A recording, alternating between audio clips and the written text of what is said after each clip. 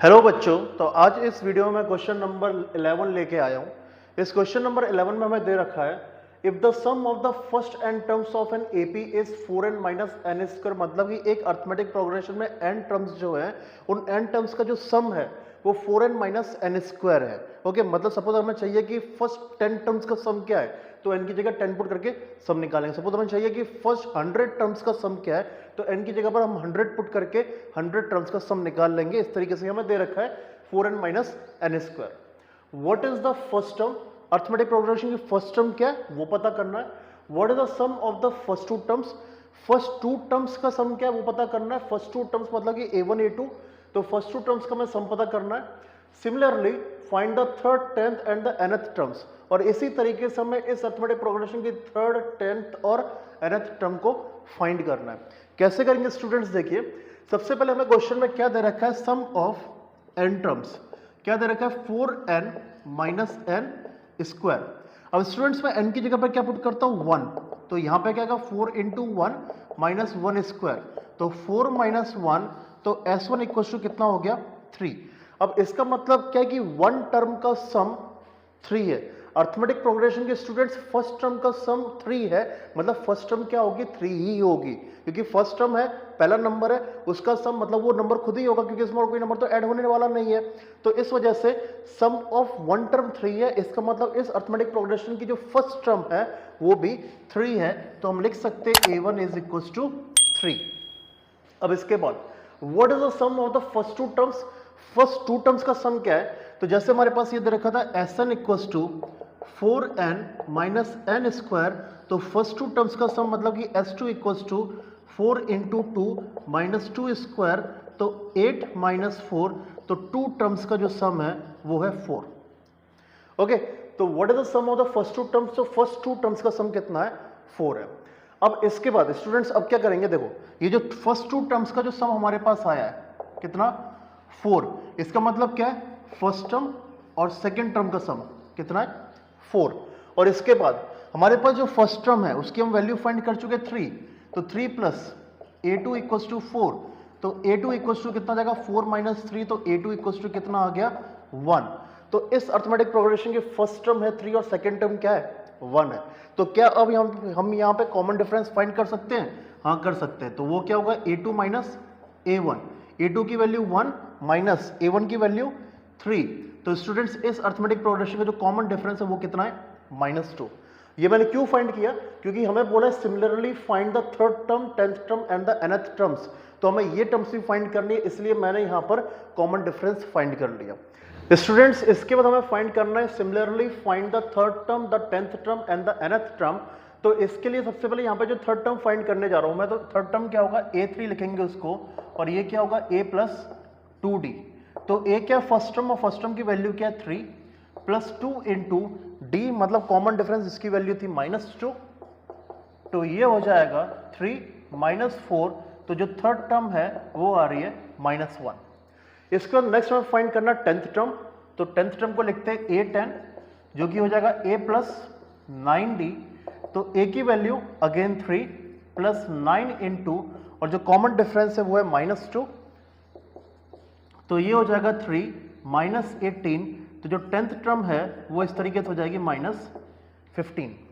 और इसके तो हमें फाइंड करना है nth टर्म, तो इसके लिए हम an का फॉर्मूला यूज करते हैं, तो an equals to a plus n minus 1 d, a की वैल्यू 3 प्लस n माइनस 1, और जो कॉमन डिफरेंस है वो है -2, तो ये होगा 3 n इंटू -2 -2n -1 -2 पॉजिटिव 2, तो ये हो जाएगा 5 माइनस 2n हमारा nth टर्म।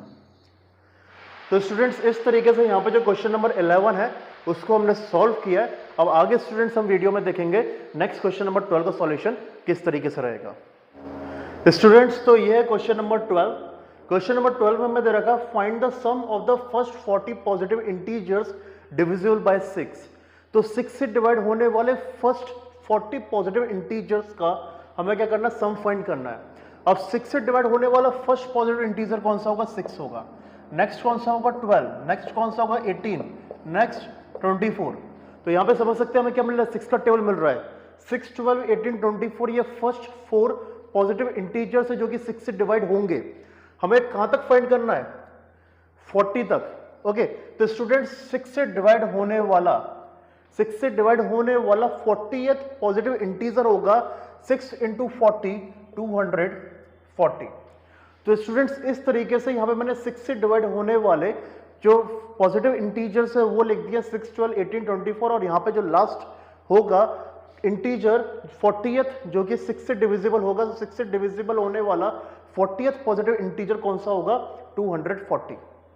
अब स्टूडेंट्स हमें क्या करना है? इस अर्थमेटिक प्रोग्रेशन का हमें सम फाइंड करना है। तो इस अर्थमेटिक प्रोग्रेशन का सम फाइंड करने के लिए यहां पर मैं यूज करूंगा formula Sn equals to n/2 a plus l। तो यहां पे मैं फाइंड करना sum of 40 terms equals to 40/2 first term 6 और लास्ट टर्म 240। तो ये 40 डिवाइड होगा 2 से 20 आएगा इनटू और ये हो जाएगा 246। तो यहां पे रिजल्ट आएगा 2 6 12, 2 4 8 9 और 2 2 4। तो यहां पे स्टूडेंट्स 6 से डिवाइड होने वाले फर्स्ट 40 पॉजिटिव इंटीजर्स का जो सम है वो है 4920। तो स्टूडेंट्स ये है क्वेश्चन नंबर 12 का सॉल्यूशन। आगे हम इस वीडियो में देखेंगे क्वेश्चन नंबर 13 का सॉल्यूशन। स्टूडेंट्स ये है क्वेश्चन नंबर 13 और क्वेश्चन नंबर 13 है find the sum of the first 15 multiples of 8। 8 के फर्स्ट 15 मल्टीपल्स का हमें यहाँ पे क्या करना है? सम फाइंड करना है।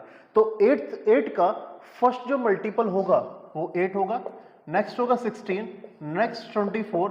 इस तरीके से हमें यहाँ पे 8 के मल्टीपल्स मिलते जाएंगे। हमें कहां तक जाना है? 15 मल्टीपल्स तक। तो जो लास्ट मल्टीपल होगा 8 इंटू 15 ये हो जाएगा 120। तो यहाँ पर इस स्टूडेंट्स अर्थमेटिक प्रोग्रेशन में मैंने लिख दी है वो टर्म्स जो कि 8 के मल्टीपल हैं 8, 16, 24 और जो 15th मल्टीपल होगा वो कितना होगा? 120। हमें क्या करना है? इस अर्थमेटिक प्रोग्रेशन के सभी टर्म्स का सम फाइंड करना है। तो फॉर्मूला यूज करेंगे Sn equals to n/2 a plus l। तो यहां पे सम फाइंड करना हमें 15 टर्म्स का। तो S15 equals to 15/2 first term है 8 और लास्ट टर्म है 120। तो ये होगा 15/2 इंटू 128 कैंसिल होके ये होगा 64। तो 15 इंटू 64 ये मल्टीप्लीकेशन कर लेते हैं। तो 64 15 5 4 20 5 से 30 32 और ये 64। तो ये हो गया 0 4 2 6 6 3 9।